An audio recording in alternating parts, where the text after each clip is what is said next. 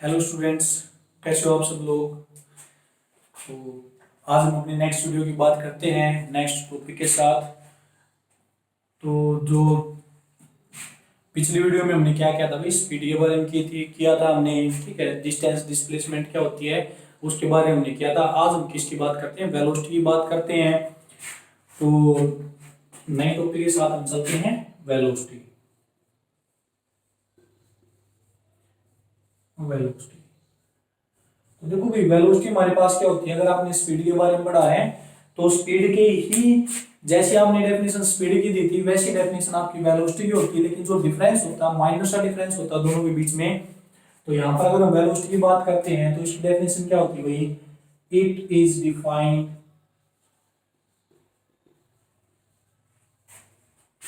As the ratio of displacement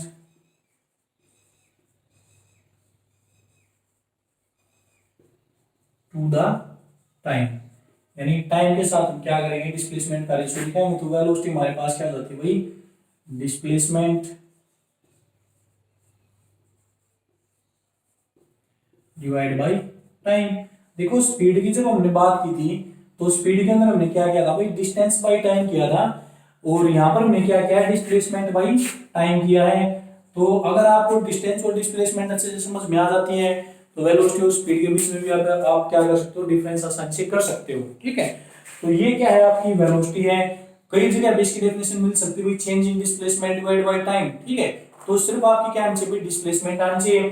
तो यहाँ पर देखो, अगर हम इसकी यूनिट देखते हैं तो यूनिट आपकी क्या हो जाएगी, डिस्टेंस की क्या होती है मीटर और टाइम की क्या होती है सेकंड। तो मीटर पर सेकंड ऊपर लेके जाएंगे तो पावर माइनस में चली जाएगी, मीटर पर सेकंड इसकी यूनिट होगी।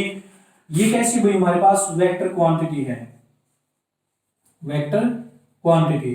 क्योंकि वेलोसिटी की एक पर्टिकुलर डायरेक्शन होती है, क्योंकि जो डिस्प्लेसमेंट है वो भी आपकी क्या है, वेक्टर क्वांटिटी है। तो वेलोसिटी भी आपकी क्या हो जाएगी, एक वेक्टर क्वांटिटी हो जाएगी। इसका जो डायमेंशन फॉर्मूला आपने किया था, अगर आपको याद नहीं है डायमेंशन फॉर्मूले तो आप याद करो उनको। तो डिस्टेंस क्या होती है भाई, एल होती है, और टाइम का क्या होता है टी। तो एल बाई टी, तो इसको ऊपर लेके जाओगे तो L1 T माइनस वन, तो क्या हो जाएगा M0 L1 T minus one. इसका क्या हो जाएगा, डायमेंशनल फॉर्मूला हो जाएगा भाई, ठीक है।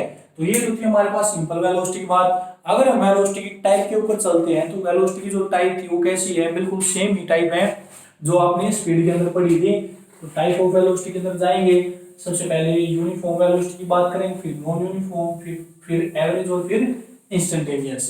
बिल्कुल सेम है, बस आपको कहां पर चेंज करना है, डिस्टेंस की जगह डिस्प्लेसमेंट आपने करना है। तो फर्स्ट हमारे पास आती है uniform,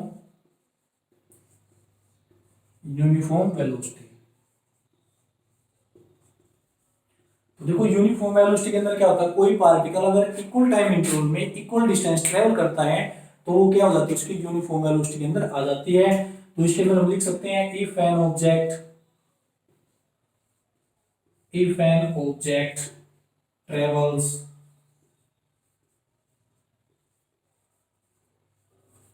equal displacement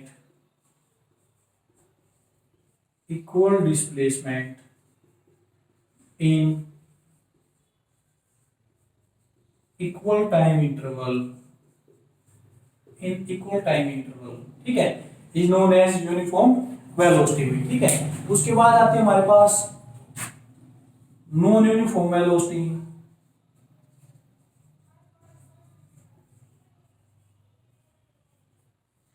non uniform velocity, देखो जिन बच्चों ने स्पीड के बारे में पढ़ा होगा कि यूनिफॉर्म स्पीड क्या होती है, नॉन यूनिफॉर्म स्पीड क्या होती है, वो वेलोसिटी को भी आसानी से समझ लेगा। तो ये बातें आपने ध्यान में रखनी भाई। तो नॉन यूनिफॉर्म वेलोसिटी क्या होती है, इफ एन ऑब्जेक्ट ट्रेवल्स या कवर्स unequal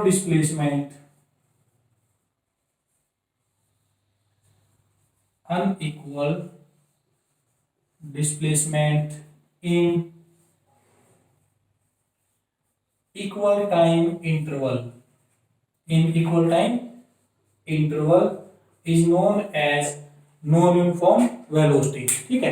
तो नॉन यूनिफॉर्म को दूसरा नाम हम क्या दे सकते हैं, इसको वेरिएबल वेलोसिटी भी हम इसको बोल सकते हैं, तो इसकी वैल्यू क्या होगी, टाइम टू टाइम चेंज होती रहेगी। अगर आपकी डिस्प्लेसमेंट की वैल्यू चेंज हो रही है तो वेलोसिटी की वैल्यू चेंज होगी, क्योंकि वेलोसिटी क्या है, डिस्प्लेसमेंट बाय टाइम होती है आपकी, ठीक है। तो ये हमारे पास क्या जाती है, नॉन यूनिफॉर्म वेलोसिटी या फिर वेरिएबल वेलोसिटी। उसके बाद हमारे पास क्या आती है भाई, एवरेज वेलोसिटी की हम बात करते हैं। तो एवरेज वेलोसिटी क्या होती है आपकी,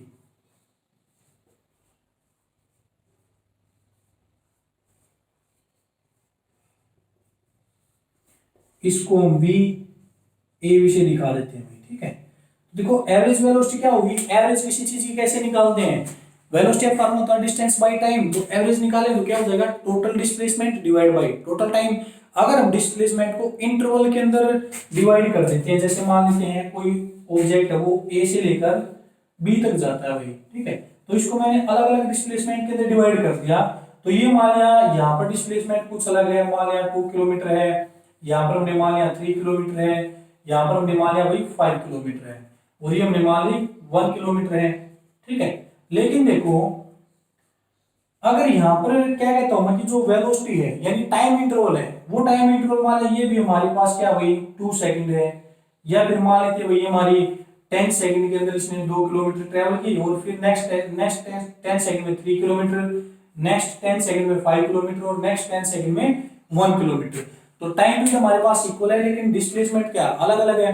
तो यहाँ पर हम क्या करते हैं भाई, टोटल डिस्प्लेसमेंट कितनी आई है, ठीक है, या फिर चेंज इन डिस्प्लेसमेंट भी हम बोल सकते हैं इसके अंदर कि हमारी डिस्प्लेसमेंट कितनी चेंज होती है। अगर चेंज देखते हैं, जैसे मान लेते हैं हम ये पॉइंट मैंने कंसीडर कर लिए, ये पॉइंट सी कंसीडर कर लिया, और ये पॉइंट क्या कर लिया, डी कंसीडर कर लिया। अगर सी और डी के बीच के हम एवरेज निकाल दे तो हमारे पास क्या आएगा, चेंज इन डिस्प्लेसमेंट, यानी यहाँ पर डिस्प्लेसमेंट कितनी थी 2 किलोमीटर, यहाँ पर 5, तो यहाँ पर टोटल कितनी हो गई, तो टोटल चेंज कितना है इसके अंदर 3 का चेंज आया हमारे पास। तो total change in displacement divide by time period के अंदर जो चेंज आता है हमारा वो, तो आपकी क्या जाती है, आपकी एवरेज। यानी इन सभी को अगर यहां से अगर टोटल निकालेंगे तो टोटल क्या जाएगा भाई, टोटल डिस्प्लेसमेंट, इनको जोड़ के जो टोटल टाइम आया है उससे हम इसको क्या कर देंगे, डिवाइड कर देंगे, तो हमारे पास क्या जाएगी, एवरेज वेलोसिटी निकल के आ जाएगी। तो एवरेज वेलोसिटी डेफिनेशन आप क्या दोगे, it is defined as the ratio of total displacement to the total time taken।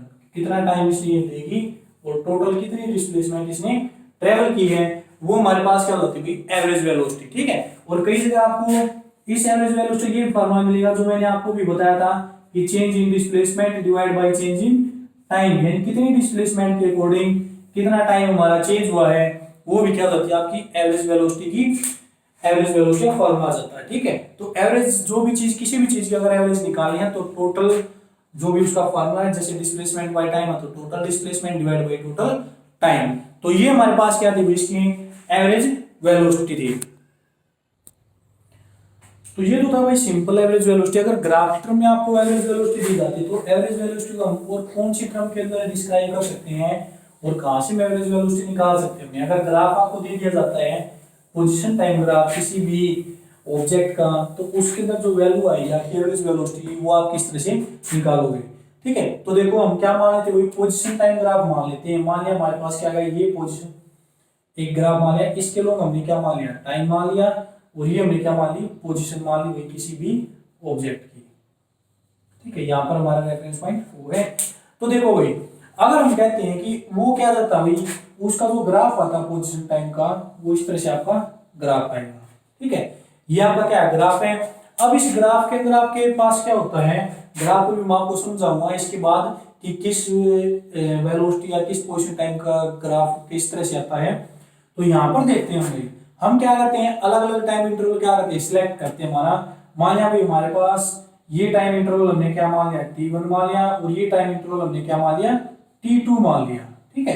तो इन दोनों टाइम इंटरवल के कोरस्पोंडिंग जो हमारी वेलोसिटी पोजीशन आएगी वो कहां पर आएगी। तो अगर मैं यहां से क्या कर देता हूं, एक इस तरह से ड्रॉ कर देता हूं, तो देखो यहां से हमारे पास जो पोजीशन आएगी वो ये आ गई, और इसकी जो आएगी हमारे पास क्या आएगी भाई, ये आ जाएगी, ठीक है।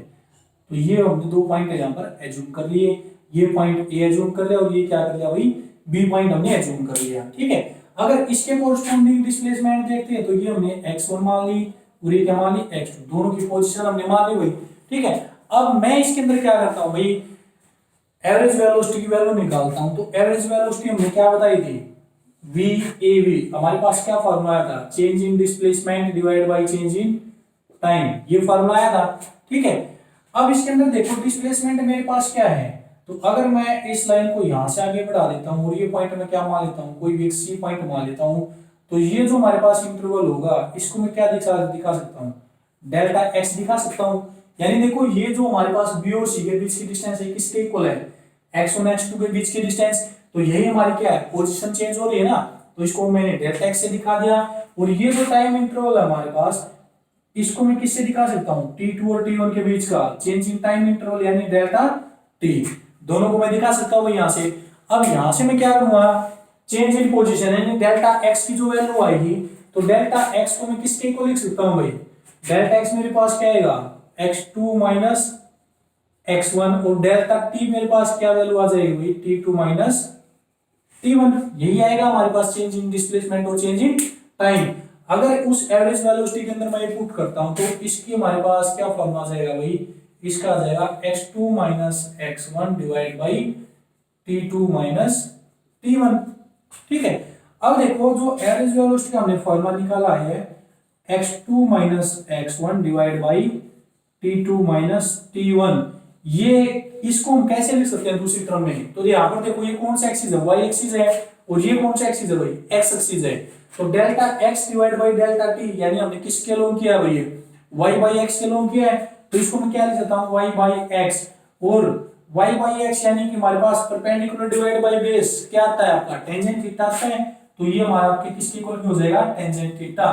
तो टेंजेंट थीटा यानी y बाई x, अगर इसको हम देखते हैं ये जो टर्म हमने लिखी है tangent theta is equal to y by x, तो इसको हम किसका नाम दे देते भाई, इसको हम बोल देते हैं स्लोप, मैथ के अंदर भी आपने पढ़ा होगा, तो ये आपका आ जाता है स्लोप। और स्लोप कौन सा हुआ आपका, स्लोप क्या हो जाएगा, अगर a से b तक मैं टोटल डायरेक्ट डिस्प्लेसमेंट देखता हूं तो ये चला जाएगा, तो ये a और b के बीच की जो लाइन आती है इसको हम क्या बोल देते हैं, इसका स्लोप बोल देते हैं।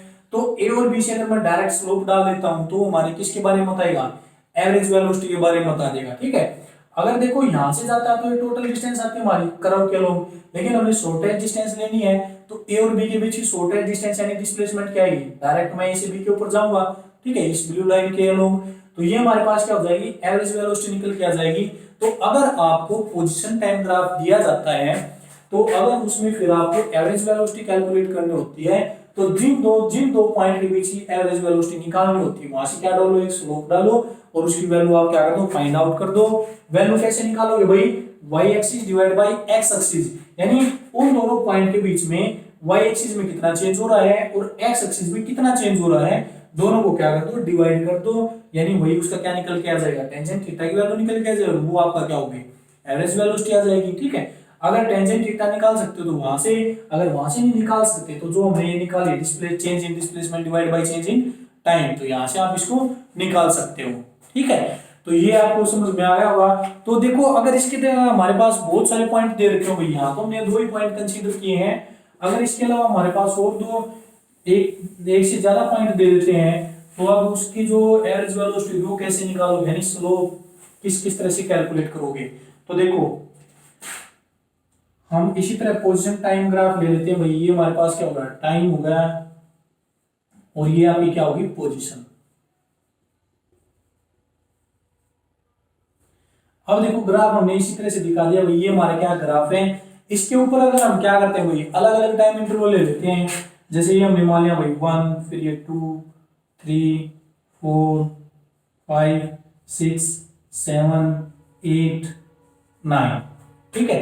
तो अलग अलग टाइम इंटरवल के ऊपर देखते हैं, अगर मैं देखता हूँ 5 के ऊपर तो 5 के ऊपर मेरी ये पोजीशन है, अगर मैं फिर देखता हूँ 7 के ऊपर तो 7 के ऊपर मेरी ये पोजीशन है, 9 के ऊपर देखेंगे तो 9 के ऊपर ये पोजीशन आ गई भाई। इन पॉइंट को मैंने क्या कर दिया अलग अलग नाम रख दिया भाई, इसको मान लिया ए रख दिया, इसका बी और इसका क्या रख दिया भाई सी, ठीक है। तो ये तो हमने टाइम के कोरस्पोंडिंग दिखा दी भाई, कितने टाइम में ये इतनी डिस्प्लेसमेंट ट्रेवल करते जा रहा है। लेकिन अगर मैं इसकी पोजीशन के ऊपर इसकी वैल्यू लेता हूं तो पोजीशन के ऊपर इसकी वैल्यू क्या हो जाएगी, अगर मैं इसको ऐसे दिखा देता हूं तो देखो ये मेरे पास क्या होगी भाई, ये पोजीशन होगी ए पॉइंट के ऊपर। जब टाइम हमारा 5 सेकंड के इक्वल था तो ये हमने मान ली x1। फिर जब टाइम हमारे पास क्या था भाई 7 सेकंड के इक्वल था तो इसकी पोजीशन क्या थी, बी के ऊपर थी, तो ये हमने दिखा दिया बी, ये पॉइंट हमारा ए था। फिर जब सी के ऊपर गया तो टाइम पीरियड हमारे पास क्या होगा भाई, ये हो गया, इसको हमने यहां से मिला दिया तो ये होगी x2 और ये हो जाएगी x3। तो सभी की हमने पोजीशन डिनोट करते हुए टाइम के अकॉर्डिंग। अगर अब हमें इसकी क्या निकालनी है, एवरेज वेलोसिटी निकालनी है किसी भी पॉइंट की, मान लिया ए और बी के बीच की निकालनी है या फिर ए और सी के बीच की निकालनी है, तो आप किस तरह से इसको कैलकुलेट करोगे, तो डायरेक्ट क्या करोगे, स्लोप डालो ए से बी के ऊपर और ए से सी के ऊपर। हमने स्लोप डाल दिया। अब ए और सी के बीच का स्लोप निकालना है तो क्या करोगे, x3 माइनस x1 और टाइम पीरियड आपका क्या 5 से 9 यानी 9 minus 5, change in displacement divide by change in time, वही फार्मूला आपने लगाना है एवरेज वेलोसिटी का, delta x divide by delta t, ये फार्मूला लगेगा आपका। ठीक है, अगर 5 और 9 के बीच लोगे तो टाइम पीरियड में डिफरेंस कितना आ जाएगा, 9 माइनस 5, नीचे आ गया। फिर डिस्प्लेसमेंट में देखोगे तो 9 के ऊपर c है और 5 के ऊपर a पॉइंट है, तो x3 माइनस x1 ये आपकी चेंज इन डिस्प्लेसमेंट आ गई। ठीक है, इसी तरह अगर a और b के बीच की निकालोगे तो वही आपका क्या हो जाता है भाई, जो भी आपकी स्लोप की वैल्यू आएगी वही आपकी क्या हो जाएगी, एवरेज वेलोसिटी आपकी निकल के आ जाती है। ठीक है, तो इसमें आपने बस इतना ध्यान रखना है, अगर कहीं पर आपका जैसे मान लेते हैं यहां से हमारे पास क्या आती है वेलोसिटी, अगर मैं वेलोसिटी का फॉर्मूला देखता हूं तो क्या होता है, displacement by time, displacement divide by time. ठीक है, अब देखो मुझे यहां से क्या निकालनी है, वेलोसिटी। तो जो भी आपको क्वांटिटी कैलकुलेट करनी है पहले उसका फार्मूला देखो क्या है, डिस्प्लेसमेंट बाय टाइम। तो ये फार्मूला किसके अंदर आया, डिवीजन के अंदर आया भाई।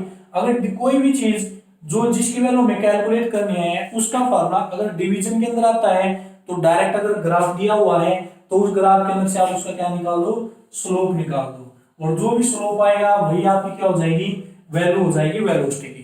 बात समझ में आ गई। अगर मुझे यहां से डिस्प्लेसमेंट कैलकुलेट करनी होती तो यहां से अगर मैं डिस्प्लेसमेंट देखता तो डिस्प्लेसमेंट का फॉर्मूला यहां से क्या होगा भाई, डिस्प्लेसमेंट, इसका फॉर्मूला आपका क्या हो जाएगा, वेलोसिटी इनटू में टाइम। डिस्प्लेसमेंट का हमारे पास ये फॉर्मूला हुआ। तो यहां से देखो अगर मुझे डिस्प्लेसमेंट कैलकुलेट करनी है किसी भी ग्राफ से तो डिस्प्लेसमेंट का फॉर्मूला देखो वेलोसिटी इनटू में टाइम होता है।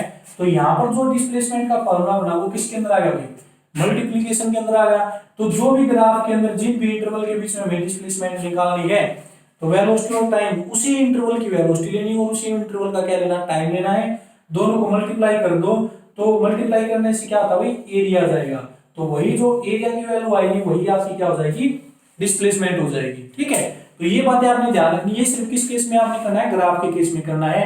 अगर ग्राफ के केस में कोई भी जो भी क्वांटिटी आपने कैलकुलेट करनी है उसका फार्मूला देखो। फार्मूला अगर डिवीजन के अंदर आता है तो उसका डायरेक्ट स्लोप निकाल दो ग्राफ के अंदर से y बाई x करके, और अगर उसका फार्मूला मल्टीप्लाई में आता है तो जिन भी इंटरवल के बीच में वो दे रखा है उसका क्या निकाल दो, एरिया निकाल दो, तो आपको उसी क्वांटिटी की वैल्यू आपके पास निकल के आ जाएगी। ठीक है, तो ये बातें आपने ध्यान में रखनी है भाई। तो नेक्स्ट हमारे पास क्या आती है, इंस्टेंटेनियस वेलोसिटी।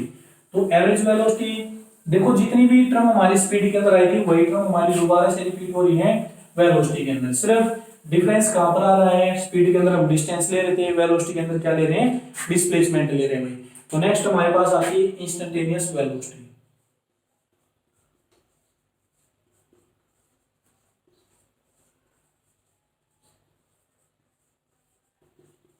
इंस्टेंटेनियस वेलोसिटी, तो इसको हम लिख देते VINS।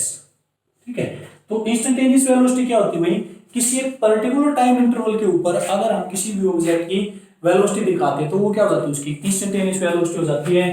तो the velocity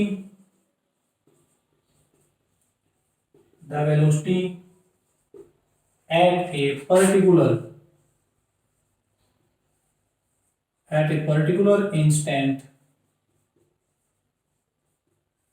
instant of time is known as instantaneous velocity.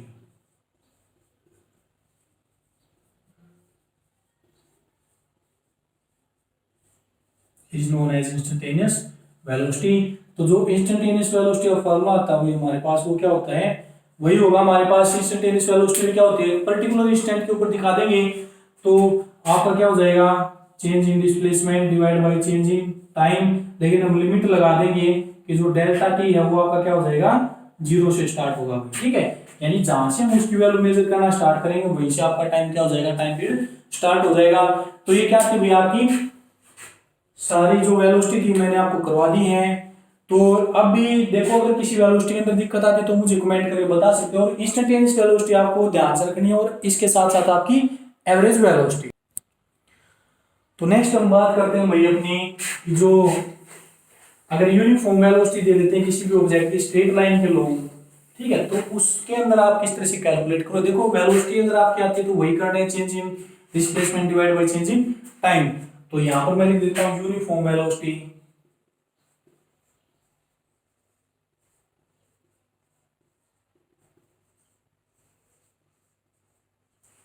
Along a straight line.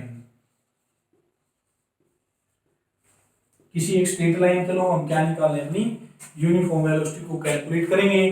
तो इसके लिए आपको एक ग्राफ समझना, जैसे मान लेते कोई पार्टिकल वही स्ट्रेट लाइन में जा रहा है, यहां से ये गया अभी स्ट्रेट लाइन में, ठीक है। ये जो स्टार्ट करा तो उसको पॉइंट को हमने क्या मान लिया, ओ पॉइंट का नाम दे दिया। अब यहां से चलना स्टार्ट किया तो यहां से हमने टाइम पीरियड नोट करना स्टार्ट किया भैया। टाइम पीरियड हमारा कितना है, 0। फिर ये क्या गया, ए पॉइंट के ऊपर चला गया, फिर उसके बाद क्या गया भाई, बी पॉइंट के ऊपर चला जाता हमारा, ठीक है। तो यहाँ पर देखो, जब वो ए पॉइंट के ऊपर गया तो टाइम पीरियड था हमारा t1, और जब बी के ऊपर गया तो टाइम पीरियड था हमारा t2, ठीक है। ये बात आपने ध्यान में रखनी है। फिर हम इसके साथ साथ क्या मानते हैं, इसकी डिस्प्लेसमेंट मानते हैं। अगर वो क्या करता है, ओ से ए पॉइंट की तरफ जाता तो इसकी डिस्प्लेसमेंट हमने क्या मान ली, x1 मान ली। और ओ से बी की तरफ बी पे गया तो इसकी डिस्प्लेसमेंट हमने क्या मान ली, x2 मान ली, ठीक है।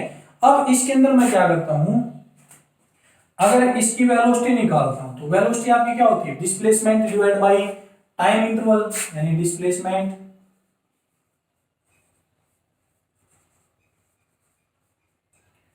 Divide by time interval. तो देखो किस टाइम इंटरवल के अंदर हम निकालेंगे, अगर मैं इस t1 और t2 के बीच के निकालता हूं इसकी वेलोसिटी, तो टाइम इंटरवल हमारे पास क्या होगा, t1 और t2 बीच, यानी किसके बीच की बात कर रहे हैं भाई, इस a पॉइंट और इस b पॉइंट के बीच की हम क्या करेंगे, वेलोसिटी निकालेंगे। तो देखो जब a पॉइंट और b पॉइंट के बीच की वेलोसिटी निकालेंगे तो डिस्प्लेसमेंट देखो इसकी वैल्यू क्या आएगी, अगर OB में से मैं OA को सब्ट्रैक्ट कर दूंगा तो OB के बीच की हमारे पास क्या आ जाएगी, AB के बीच की क्या आ जाएगी, डिस्प्लेसमेंट आ जाएगी। तो यहां पर मैं क्या लिख सकता हूं भाई, OB माइनस OA, डिस्प्लेसमेंट आ गई।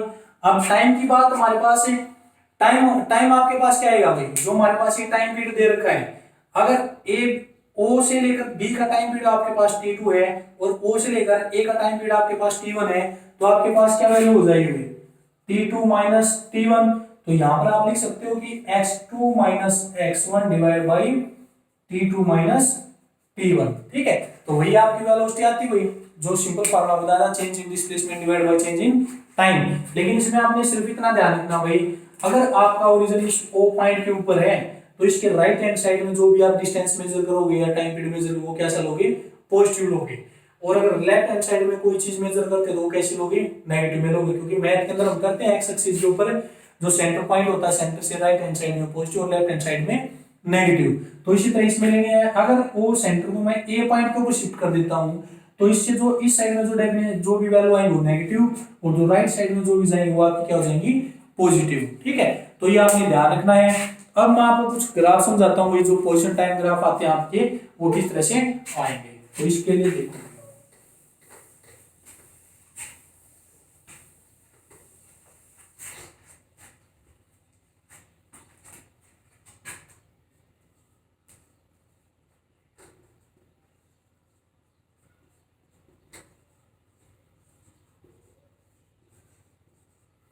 Position time graph for a moving object.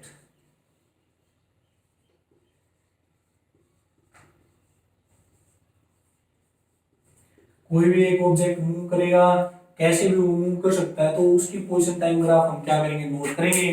तो देखो भी सबसे पहले हम बात करते हैं ऑब्जेक्ट हमारा किस में है, रेस्ट में है।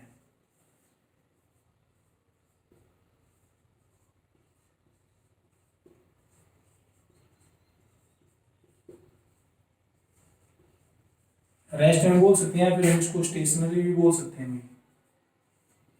स्टेशनरी का मीनिंग भी क्या होता है, रेस्ट मिल जाएगा। तो अगर इसका पोजीशन टाइम ग्राफ हम दिखाते हैं तो पोजीशन टाइम ग्राफ आप इस तरह से दिखाओगे, इसका ऐसे, ये हमने क्या मान लिया, टाइम मान लिया वही साइड में, और इस साइड में हमने क्या मान ली, पोजीशन मान ली। अब देखो ये कहता है जो ऑब्जेक्ट क्या है, रेस्ट के ऊपर है। तो मान लेते हैं जब हमारे पास टाइम था, जब हमने ऑब्जेक्ट को देखना स्टार्ट किया तो हमारा ऑब्जेक्ट यहाँ पर था, ठीक है, इस पॉइंट के ऊपर रेस्ट पे था। और जैसे जैसे टाइम बढ़ता चला गया वो कहां पर रहा, रेस्ट पे रहा। तो इसका जो ग्राफ आएगा वो कैसे आएगा, बिल्कुल स्ट्रेट लाइन आ जाएगा टाइम एक्सिस के पैरेलल। क्योंकि देखो टाइम हम बढ़ा रहे हैं, मान लिया टाइम हमने यहाँ पर बढ़ा दिया, अगर इसके कोरस्पोंडिंग में क्या देखता हूं, और फिर मैंने टाइम यहाँ पर, यानी मैंने टाइम की जगह दो इंटरवल मैंने डिनोट कर दिए। अगर इसके कोरस्पोंडिंग में पोजीशन देखता हूँ वही ऑब्जेक्ट की, ऑब्जेक्ट हमारा कहां पर है, तो इसके कोरस्पोंडिंग ऑब्जेक्ट कहां पर गई, यहाँ पर। और इस टाइम के कोरस्पोंडिंग अगर पोजीशन देखता हूं तो इसकी पोजीशन क्या है, यहाँ पर। यानी देखो ये जो तीनों पॉइंट है, तीनों किस में आते हैं, पैरेलल लाइन के अंदर। तो जो पोजीशन उसकी पहले थी वही पोजीशन बाद में, और वही पोजीशन इस टाइम इंटरवल के ऊपर है, वही जो हमने क्या मान लिया, मान लेते हैं इसको T1 मान लेता हूं, इसको T2 मान लेता हूं। तो T1 T2 के कोरस्पोंडिंग क्या है, इसके पोजीशन बिल्कुल सेम है, ठीक है, पोजीशन इसकी चेंज नहीं हो रही। तो ऑब्जेक्ट हमारा किसके अंदर है, रेस्ट के अंदर है, ठीक है। नेक्स्ट हमारे पास क्या था, अगर ऑब्जेक्ट आपका यूनिफॉर्म मोशन के अंदर जाता है, ठीक है, तो यहां पर मैं लिख देता हूं B point, if object is in uniform motion, अगर आपका ऑब्जेक्ट यूनिफॉर्म मोशन के अंदर जाएगा तो उसका जो पोजीशन टाइम ग्राफ है वो किस तरह से आएगा। तो यहाँ पर आपने देखना भाई ये बना हुआ है, आप यहाँ पर हम क्या लेंगे, टाइम एज्यूम करेंगे, और यहाँ पर हम क्या दिखाते हैं, उसकी पोजीशन, ये इसका रेफरेंस पॉइंट। तो इसके अंदर आपने ध्यान रखना है। अब देखो यूनिफॉर्म मोशन है, तो यूनिफॉर्म मोशन की डेफिनेशन क्या थी, इक्वल टाइम इंटरवल में इक्वल डिस्टेंस या इक्वल डिस्प्लेसमेंट क्या कर रहा हो, ट्रेवल कर रहा है। तो जितना टाइम पीरियड चेंज होगा उतनी क्या होगी, उसकी डिस्प्लेसमेंट या डिस्टेंस चेंज होगी। तो इस टाइप की मोशन के अंदर जो ग्राफ आता है वो आपका 0 से स्टार्ट होता है और बिल्कुल स्ट्रेट लाइन आता है, 45 डिग्री का एंगल इस तरफ और 45 डिग्री का एंगल इस तरफ, बिल्कुल बीच, बिल्कुल दोनों के मिडिल में जाएगा। तो ये आपका जो ग्राफ आता है। अब जैसे देखो यहाँ पर हमने टाइम पीरियड ये माना है, अगर इसके कोरस्पोंडिंग आप क्या देखते हो, पोजीशन देखते हो, तो ये टाइम पीरियड, तो पोजीशन आपकी यहाँ पर आती है। तो ये क्या बनेगा, एक स्क्वायर बनता चलेगा आपका, दोनों साइड में स्क्वायर की तरह काम करेगा। अगर इस टाइम पीरियड के कोरस्पोंडिंग देखते हो तो ये टाइम पीरियड है, तो इसका जो ग्राफ आएगा वो ये आपका कहां से जाएगा, ये चला जाएगा, ठीक है। तो बिल्कुल स्क्वायर टाइम में आपके ये चलते जाएंगे। तो ये क्या होती है, जो आपकी यूनिफॉर्म मोशन के अंदर जाती है उसका ग्राफ आता है वही, ठीक है। नेक्स्ट हमारे पास क्या आता है, अगर वो पार्टिकल यूनिफॉर्म मोशन के अंदर ही जाता है, अगर वो यूनिफॉर्म मोशन के अंदर जाएगा लेकिन उसकी जो पोजीशन है चलने की वो क्या है, अलग अलग है, ठीक है। यानी कि यहां पर लिख देता हूं मैं,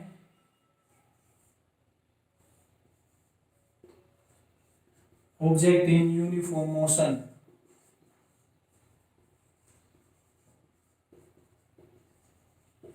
तो इसका फर्स्ट पार्ट क्या था भाई, कहां से जाएगा, वो कहां से स्टार्ट करेगा, from the left of origin, origin से लेफ्ट से वो स्टार्ट करेगा चलना। तो अगर ओरिजिन के लेफ्ट से वो चलना स्टार्ट करेगा तो इसका जो पोजीशन टाइम ग्राफ आएगा वो आपका क्या जाएगा भाई। अब देखो ओरिजिन के लेफ्ट से जा रहे हैं तो ओरिजिन हमने अपना इस तरह से दिखानी पड़ेगी। तो यहाँ पर हम क्या दिखा देते हैं, टाइम पीरियड दिखा देते हैं, और ये आपकी क्या होती है, पोजीशन, ठीक है। ये हमारा रेफरेंस पॉइंट हो। अब देखो पार्टिकल कहां से चलना स्टार्ट करा भाई, from the left of the origin, लेकिन वो यूनिफॉर्म मोशन के अंदर है। तो मान लिया आप ओरिजिन से यहां से चलना स्टार्ट करता है लेफ्ट से, तो लेफ्ट से चलना स्टार्ट करें तो बिल्कुल स्ट्रेट लाइन जाएगी, यूनिफॉर्म मोशन की आपको पता है स्ट्रेट लाइन आती है। तो इसका मतलब क्या है, जो ओ पॉइंट है यहां से हमने टाइम नोट करना स्टार्ट किया, लेकिन जो ऑब्जेक्ट है वो आपका पहले से यूनिफॉर्म मोशन में चलता आ रहा था आपका, ठीक है। तो मान लिया वो पहले से चलता आ रहा था, लेकिन ओ पॉइंट के आने के बाद हमने उसको नोट करना स्टार्ट किया। तो जब हमने टाइम नोट करना स्टार्ट किया तो कहाँ था, कहां पर था भाई, इस पॉइंट के ऊपर था। तो इससे आगे जब यूनिफॉर्म मोशन में जाएगा तो क्या जाएगी, बिल्कुल स्ट्रेट लाइन जाएगी आपकी, ठीक है। फिर जो इसका बी पॉइंट आता है भाई, फ्रॉम द ओरिजिन, कि अब वो क्या करता है, ओरिजिन से चलना स्टार्ट करता है। अब ओरिजिन वाला केस आपने कर ही लिया है, जब ओरिजिन से चलना स्टार्ट करेगा तो इसका जो ग्राफ जाएगा वो यहाँ से क्या जाएगा, बिल्कुल स्ट्रेट लाइन जाएगा, ये आपका ओरिजिन के अंदर चला गया। ठीक है, फिर सी के अंदर क्या करेगा भाई, from right of the origin, right of origin. Right of origin का क्या मतलब है, ओरिजिन के ऊपर यहाँ हम यहाँ से भी कोई भी पॉइंट जूम करेंगे, तो देखो यहाँ से जूम करिए तुमने ये गया भाई, लेकिन यहाँ से देखो, अगर आप यहाँ से देखोगे तो ये तो टाइम हो गया ना हमारा, हमने यहाँ पर तो टाइम नोट करना स्टार्ट किया है, लेकिन उसकी पोजीशन क्या है भाई, उसकी कुछ ना कुछ पोजीशन है। तो जब हम इसको पीछे बढ़ाएंगे तो हमें पता लगेगा कि कहाँ से चलता हुआ आ रहा था भाई, ये यहाँ से चलता हुआ आया था और फिर ये राइट में हमारे पास इस तरह से गया। ठीक है, तो ये हमारे पास कहते हैं यूनिफॉर्म मोशन की, कहते हैं कुछ ग्राफ आपके कि हमारा ऑब्जेक्ट अगर लेफ्ट से चलेगा तो ये ग्राफ जाएगा, ओरिजिन से चलेगा तो ये ग्राफ जाएगा, और अगर राइट से चलेगा तो आपका ये ग्राफ जाएगा। तो ये तीनों ग्राफ आपके क्या है, यूनिफॉर्म मोशन के अंदर आपके आते हैं। तो नेक्स्ट हमारे पास क्या होता है, अगर आपका ऑब्जेक्ट है वो किस में जाएगा, उसकी जो पोजीशन है, ठीक है, वो नेगेटिव में जाती है आपकी। ठीक है, यानी नेगेटिव वेलोसिटी के साथ वो मूव करेगा। इसमें तो सभी हम क्या थी, पॉजिटिव वेलोसिटी थी, ग्राफ आपका कैसा जा रहा है, पॉजिटिव साइड में गया हुआ था। तो अगर हम इसके अंदर कर देते हैं, इफ ऑब्जेक्ट, कौन सा भाई, फोर्थ है, if object moves with negative velocity,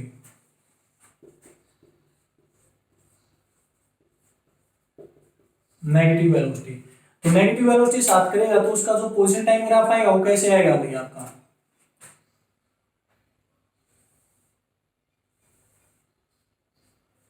ये हमने मान लिया टाइम और ये आपकी क्या होगी, पोजीशन,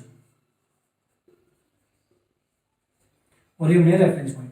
अब देखो नेगेटिव वेलोसिटी के साथ क्या होगा, नेगेटिव का मतलब है कि ऑब्जेक्ट हमारा पहले से स्पीड के अंदर है। ठीक है, यानी उसकी वेलोसिटी ज्यादा है। जैसे आप कार चलाते हो, कार के अंदर आपने वेलोसिटी बढ़ा दी, फिर आप कार को धीमा करोगे तो वेलोसिटी आपकी क्या होती जाती है, डिक्रीज होती जाती है, और एक पॉइंट ऐसा आता है कि आपकी जो कार है वो एक पॉइंट के ऊपर जाके स्टॉप हो जाती है, रुक जाती है। तो उस केस में जो वेलोसिटी आएगी वो कैसी आएगी, नेगेटिव वेलोसिटी, यानी जो किसी ऑब्जेक्ट को रोके। तो पहले इस केस में पहले ऑब्जेक्ट क्या है, चलता हुआ आएगा, यानी उसकी जो पोजीशन होगी वो क्या है, कुछ ना कुछ पोजीशन होगी। मान लेते हैं जब हमारे पास, जब हमने टाइम नोट करना स्टार्ट किया तो उसकी पोजीशन ये थी भाई हमारे पास इस पॉइंट के ऊपर, यानी पोजीशन देखो ज्यादा पोजीशन है, यानी वो पहले से चल रहा था। फिर जैसे जैसे टाइम बढ़ेगा तो टाइम इस तरह बढ़ेगा भाई, इस टाइम मान लेते हैं यहाँ पर टाइम हमने लिख दिया कि इस टाइम के ऊपर आके वो क्या जाता है, स्टॉप हो जाता है, यानी रुक जाता है इतने टाइम। यहाँ से हमने टाइम नोट करना स्टार्ट किया, उसकी वेलोसिटी कम होती जा रही थी, हम टाइम को कंटिन्यूअसली नोट कर रहे हैं और इस टाइम के ऊपर जाके वो क्या जाता है, बिल्कुल रुक जाता है।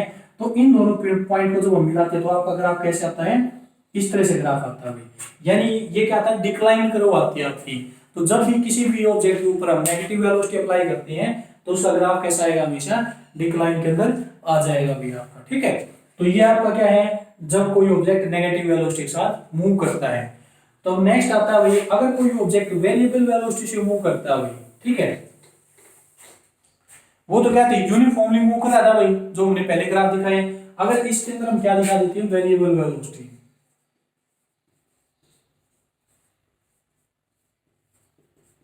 वेरिएबल वेलोसिटी दिखाएंगे तो हर बार वेलोसिटी की वैल्यू क्या होगी, चेंज, और पोजीशन भी उसके अकॉर्डिंग क्या आपकी क्या होती जाएगी, कम या ज्यादा होती जाएगी वही जो डिस्प्लेसमेंट आपकी। तो यहाँ पर हमने ले लिया टाइम पीरियड और यहाँ पर हमने क्या ले लिया, पोजीशन। तो देखो यूनिफॉर्म का जो ग्राफ आया था वो कैसा था, बिल्कुल बीच में से ऐसे स्ट्रेट जाता था आपका। ठीक है, लेकिन जब नॉन यूनिफॉर्म की बात आती तो जो नॉन यूनिफॉर्म का जो आपके पास ग्राफ आएगा उसको यूनिफॉर्म मोशन के अलावा कोई भी आप ग्राफ बना सकते हो वो, लेकिन वो बिल्कुल स्ट्रेट लाइन नहीं होना चाहिए भाई, सेंटर से स्ट्रेट लाइन को छोड़कर आप ऐसे भी बना सकते हो। देखो इसके अंदर पहले टाइम पीरियड कम था, चेंज हो रही थी, फिर उसके बाद कम चेंज हुई, फिर एकदम से चेंज हो गई। तो इसका मतलब क्या है, वेरिएबल वेलोसिटी है, कहीं पर वेलोसिटी ज्यादा हो रही है, कहीं पर वेलोसिटी कम हो रही है। अगर जहां पर वेलोसिटी ज्यादा होगी तो कम टाइम पीरियड में ज्यादा डिस्प्लेसमेंट ट्रेवल करेगा, और कहीं पर अगर आपकी वेलोसिटी कम होगी तो ज्यादा टाइम में कम डिस्टेंस ट्रेवल करेगा। तो ये आपकी वेरिएबल आ जाती है। इस तरह से भी आप इसका ग्राफ दिखा सकते हो, और आप ग्राफ इस तरह से भी दिखा सकते हो भाई। ठीक है, इस तरह से भी इसका ग्राफ दिखा सकते हो आप। ठीक है, तो आप इसका ग्राफ कैसे भी दिखा सकते हो, लेकिन वो क्या होना चाहिए, स्ट्रेट लाइन के अलावा कुछ भी हो। ठीक है, लेकिन वो स्ट्रेट लाइन आपकी नहीं होनी चाहिए। तो जितने भी मैंने ये कर्व बनाई है सारी क्या नॉन यूनिफॉर्म है, इसको आप ऐसे भी बना सकते हो ऐसे करके। तो ये भी क्या आपकी नॉन यूनिफॉर्म कर्व है, ठीक है। तो स्ट्रेट लाइन ना होके कोई भी कर्व बना सकते हैं। तो इसके अंदर क्या होगा, यानी वेरिएबल वेलोसिटी या नॉन यूनिफॉर्म के अंदर क्या होता है, equal displacement unequal time interval, या फिर unequal displacement equal time interval, ठीक है। तो एक चीज क्या होगी, अनइक्वल हो जाएगी, जैसे टाइम है, टाइम हम कंटिन्यूअसली मेजर करते जाएंगे इक्वल में, लेकिन डिस्प्लेसमेंट कहीं पर ज्यादा आ रही है, कहीं पर कम हो रही है, कहीं पर ज्यादा कहीं पर कम, ठीक है। तो ये आपको क्या दिखाता है भाई, आपकी कोई ये कुछ ग्राफ, और ये ग्राफ आपके लिए इंपॉर्टेंट है, पेपर में पूछे जाते हैं इनमें से कि कौन सा ग्राफ किस टाइप किस कंडीशन के लिए आपका कौन सा ग्राफ है सुटेबल रहेगा। तो इनको आपने ध्यान से करना है। तो आज की वीडियो में सिर्फ हम इतना ही करते हैं। नेक्स्ट वीडियो में हम और आपके जो बाकी जो ग्राफ बचाते हैं, कुछ से बच जाते हैं भाई आपकी टर्म वेलोसिटी के बारे में, वेलोसिटी टाइम, कुछ वेलोसिटी टाइम ग्राफ भी आते हैं आपके, तो उनके बारे में हम देखते हैं। तो आज की वीडियो में सिर्फ इतना ही। जैसा भी आपको लगे अच्छा, आप कमेंट करके मुझे बता सकते हैं। और इस वीडियो के साथ साथ, लेकिन अगर वेलोसिटी समझ में नहीं आई तो आप एक बार जाके स्पीड वाले जो लेक्चर था उसको जरूर देखिए। तो दोनों में क्या है कि सिमिलरिटी बहुत ज्यादा है। तो आज के लिए सिर्फ इतना ही। Thank you.